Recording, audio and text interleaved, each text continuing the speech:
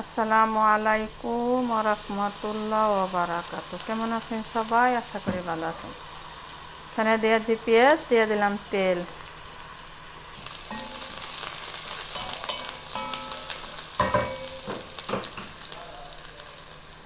গুঁড়ো মশলা, লবণ। এখানে আছে ধনিয়া, জিরা, লাল মরিচ, হলুদ, রসুন, আদা।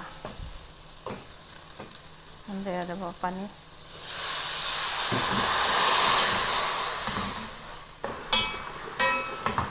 আমি লবণ দিয়েছি, পরে লাগলে আবার দেব।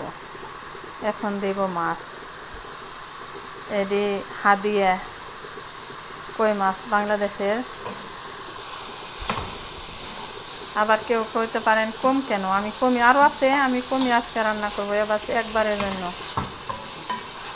কালকে যিনি না না থাকে এই জন্য।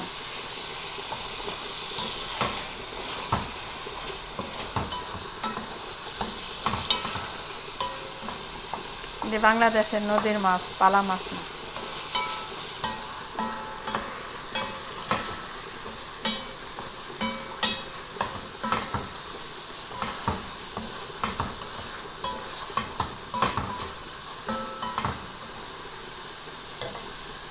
দিয়ে দেবো পানি কষানোর জন্য।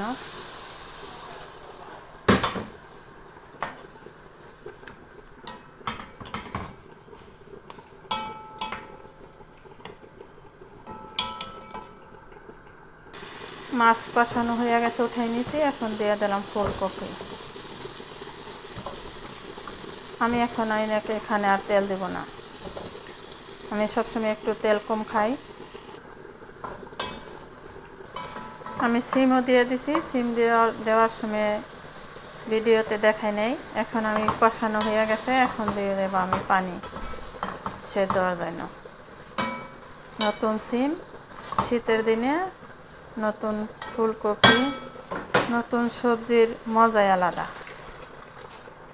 দিয়ে দিলাম পানি সেদ্ধ হওয়ার জন্য। দিয়ে দেবো কাঁচামরিচ ও আস্তা রসুন। আবার কেউ বলতে পারে রসুন কেন, আমার রসুন খেতে ভালো লাগে, পছন্দ। দিয়ে দিলাম টমেটো।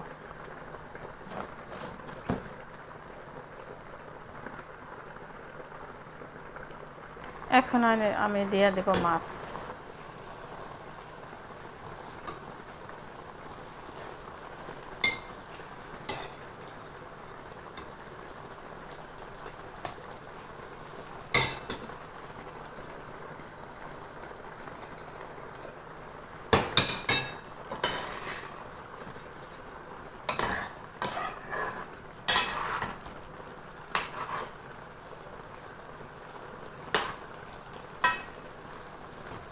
আমার পাতিলটা একটা বড় হয়ে গেছে, এই জন্য।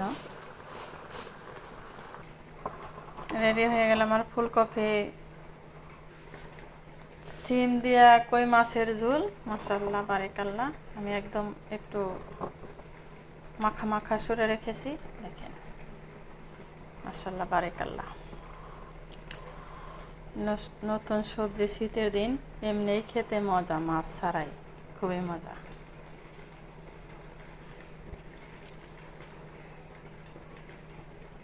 কার এই তরকারিটা পছন্দ, কার কার অবশ্যই কমেন্টে জানাবেন, ও ভিডিওটা ভালো লাগলে অবশ্যই লাইক কমেন্ট শেয়ার করুন।